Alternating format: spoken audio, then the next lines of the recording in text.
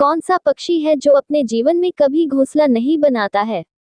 आपका ऑप्शन है ए बाज, बी चातक, सी कोयल, डी शुतुरमुर्ग।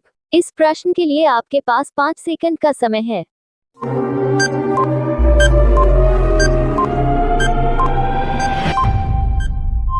अगर आप एक सच्चे देशभक्त हैं तो वीडियो को लाइक और चैनल को सब्सक्राइब करें।